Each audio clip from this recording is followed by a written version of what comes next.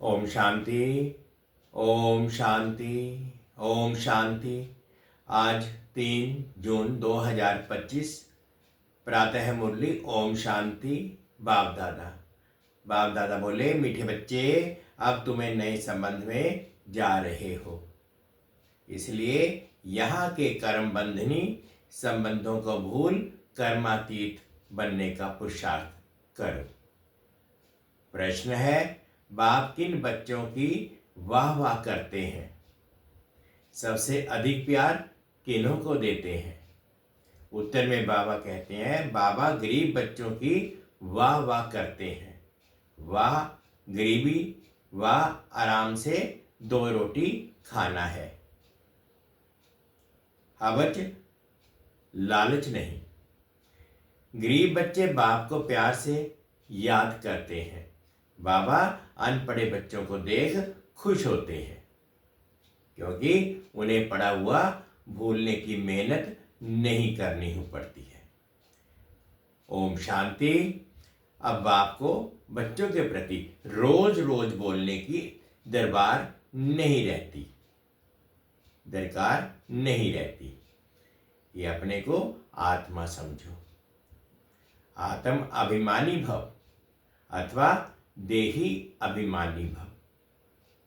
अक्षर है तो वही ना। बाप कहते हैं, अपने को आत्मा समझो।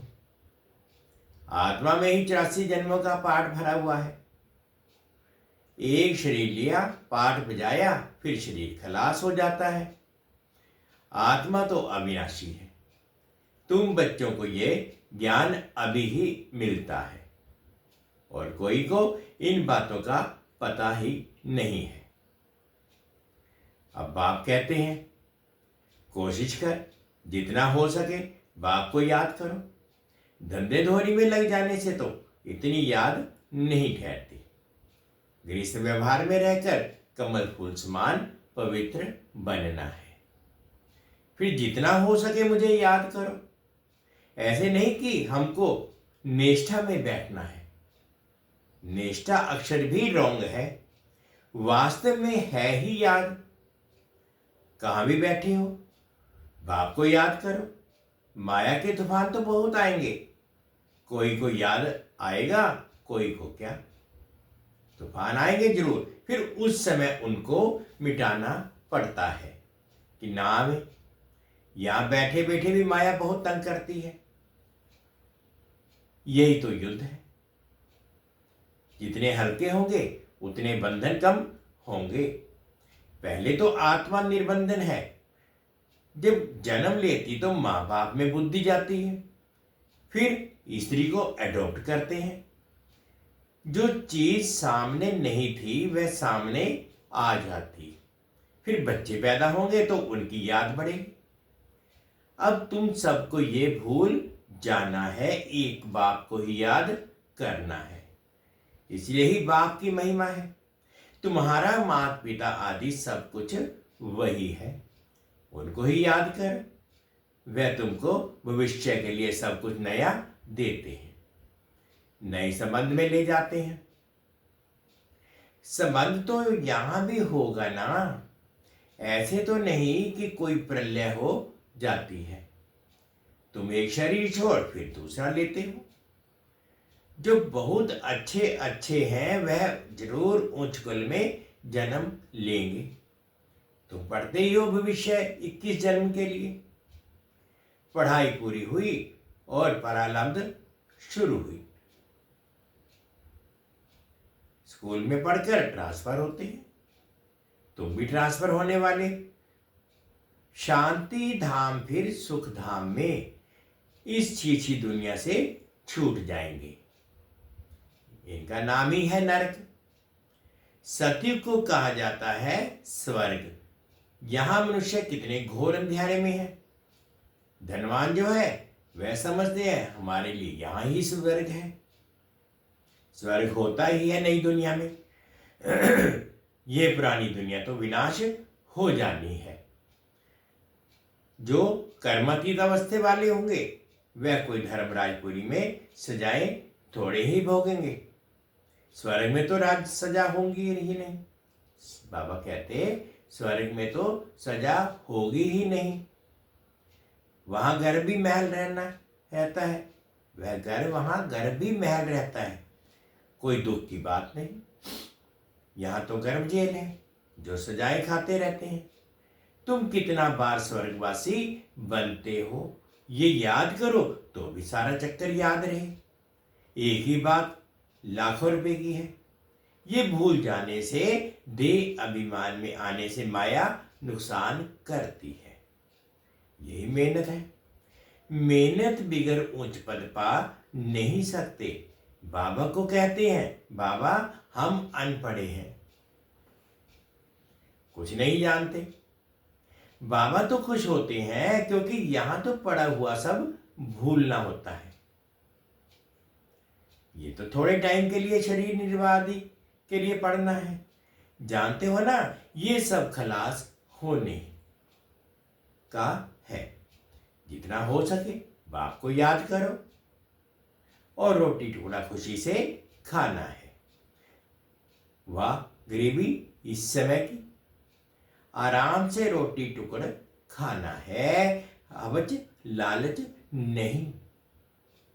आजकल अनाज मिलता कहाँ है, चीनी आदि भी धीरे धीरे करके मिलेगी नहीं। ऐसे नहीं तुम ईश्वरीय सर्विस करते हो तो तुमको गवर्नमेंट दे देगी, वह तो कुछ भी जानते नहीं। हाँ, बच्चों को कहा जाता है गवर्नमेंट को समझाओ कि हम सब मिलकर माँ बाप के पास जाते हैं, उनको बच्चों के लिए टोली भेजनी होती है। यहां तो साफ कह देते कि है ही नहीं, लाचारी थोड़ी ही देते हैं। जैसे फकीर लोगों को कोई साहूकार होगा तो मुट्ठी भरकर दे देगा, गरीब होगा तो थोड़ा बहुत देगा। चीनी आदि आ सकती है परंतु बच्चों का योग कम हो जाता है। याद न रहने के कारण, देवीमान में आने के कारण कोई काम हो नहीं सकता।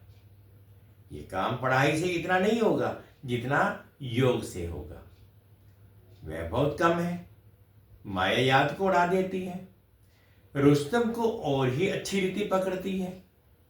अच्छी अच्छी फर्स्ट क्लास बच्चों पर भी गृहचारी बैठती है। गृहचारी बैठने का मुख्य कारण योग की कमी है। गृहचारी के कारण ही नाम रूप में फंस पड़ते हैं। ये बड़ी मंजिल है। अगर सच्ची मंजिल पानी है तो याद में रहना पड़े।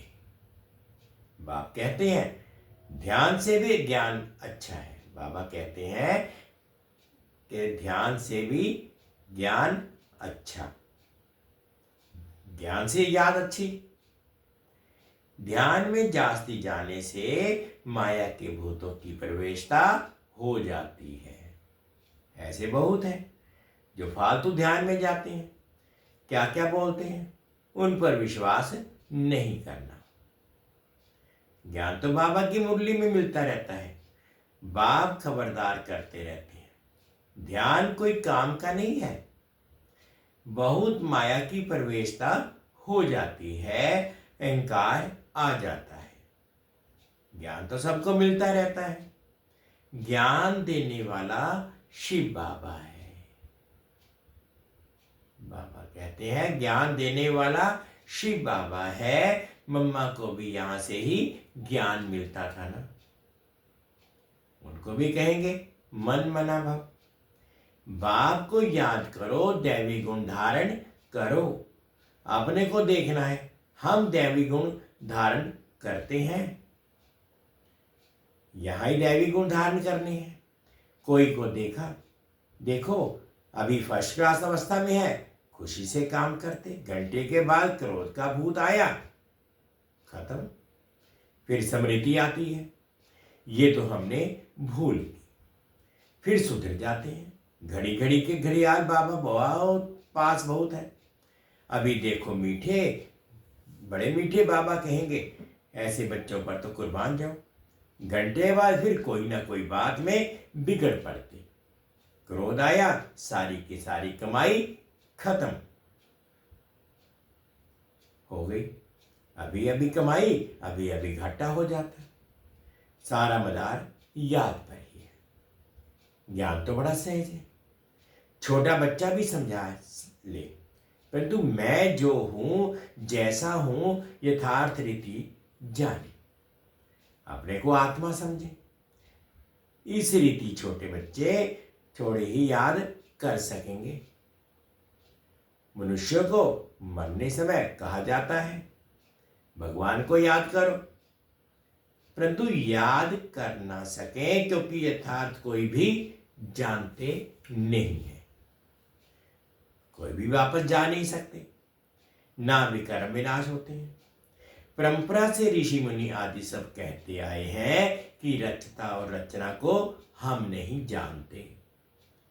वह तो फिर भी सत्वगुणी थे, आज के तमोगुणी बुद्धि के फिर कैसे जान सकते हैं। बाप कहते हैं ये लक्ष्मी नारायण भी नहीं जानते, राजा रानी ही नहीं जानते, तो फिर प्रजा कैसे जानेगी। कोई भी नहीं जानते, अभी सिर्फ तुम बच्चे ही जानते हो। तुम्हारे में भी कोई है जो यथार्थ रीति जानते हैं। कहते हैं बाबा घड़ी घड़ी भूल जाते हैं। बाप कहते हैं कहाँ भी जाओ सिर्फ बाप को याद करो, कड़ी बड़ी कमाई, बड़ी भारी कमाई है। तुम 21 जन्मों के लिए निरोगी बनते हो। ऐसे बाप को अंतर्मुख हो याद करना चाहिए ना, परंतु माया भुलाकर तूफान में ला देती है। इसमें अंतर्मुख हो, विचार सागर मंथन करना है। विचार सागर मंथन करने की बात भी अभी की है। यह है पुरुषोत्तम बनने का संगम युग। यह भी वंडर है, तुम बच्चों ने देखा है एक ही घर में तुम कहते हो हम संगम युगी हैं, और हाफ पार्टनर व बच्चा आदि कलयुगी है। कितना फर्क है। बड़ी महीन बात बाप समझाते हैं। घर में रहते हुए भी बुद्धि में है कि हम फूल बनने के लिए पुरुषार्थ कर रहे हैं। यह अनुभव की बातें। प्रैक्टिकल में मेहनत करनी है, याद की ही मेहनत है। एक ही घर में एक हंस तो दूसरा बगुला। फिर कोई बड़े फर्स्ट क्लास होते हैं, कभी विकार का ख्याल भी नहीं आता है, साथ में रहते भी पवित्र रहते हैं, हिम्मत दिखाते हैं, तो उन्हें कितना उच्च पद मिलेगा। ऐसे भी बच्चे हैं ना, कहीं तो देखो विकार के लिए कितना माथा मारते हैं।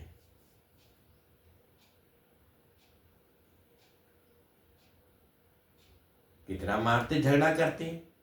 अवस्था वह होनी चाहिए जो संकल्प में कभी अपवित्र बनने का ख्याल ना आए। बाप हर प्रकार से राय देते रहते हैं। तुम जानते हो श्री श्री की मत से हम श्री लक्ष्मी श्री नारायण नारायण बनते हैं। श्री माना से ही श्रेष्ठ है। सतयुग में है नंबर 1 श्रेष्ठ, त्रेता में 2 डिग्री कम हो जाती है। ये ज्ञान तुम बच्चों को अभी मिलता है। इस ईश्वरीय सभा का कायदा है। जिन्हें ज्ञान रत्नों का कदर है, कभी उबासी आदि नहीं लेते हैं, उन्हें आगे आगे बैठना चाहिए। कोई कोई बच्चे बाप के सामने बैठे भी जुटका खाते हैं, उबासी देते रहते हैं, उनको फिर पिछाड़ी में जाकर बैठना चाहिए। ये ईश्वरीय सभा है बच्चों की। परंतु कई ब्राह्मणियां ऐसे ऐसे को भी ले आती हैं, यूं तो बाप से धन मिलता है। एक एक वर्षंस लाखों रुपए का है। तुम जानते हो ज्ञान मिलता ही है संगम पर। तुम कहते हो बाबा हम फिर से आए हैं बेहद का वर्षा लेने। मीठे मीठे बच्चों को बाबा बार बार समझाते हैं ये अच्छी दुनिया है, तुम्हारा है बेहद का वैराग्य। बाप कहते हैं इस दुनिया में तुम जो देखते हो वह कल होगा नहीं। मंदिरवादी का नाम निशान ही नहीं रहेगा। यहां वहां स्वर्ग में उनको पुरानी चीज देखने की दरकार नहीं। या तो पुरानी चीज का कितना मूल्य है, वास्तव में कोई चीज का मूल्य नहीं है सिवाय एक बाप के। बाप कहते हैं मैं ना आऊं तो तुम राजाई कैसे लो। जिनको मालूम है वही आकर बाप से वर्षा लेते हैं। इसलिए कोर्टों में कोई कहा जाता है कोई की भी बात में संशय नहीं आना चाहिए। भोग आदि की भी रस्म रिवाज है, इनसे ज्ञान और ज्ञात का कोई कनेक्शन नहीं है और कोई बात से तुम्हारा ताल्लुक नहीं। सिर्फ दो बातें हैं, अल्प और वे बादशाही। अल्प भगवान को कहा जाता है, अंगुली से भी ऐसे इशारा करते हैं ना, आत्मा इशारा करती है ना। बाप कहते हैं भक्ति मार्ग में तुम मुझे याद करते हो, तुम सब मेरे आशिक हो। ये भी जानते हो बाबा कल्प कल्प आकर सब मनुष्य मात्र को दुख से छुड़ाए शांति और सुख देते हैं।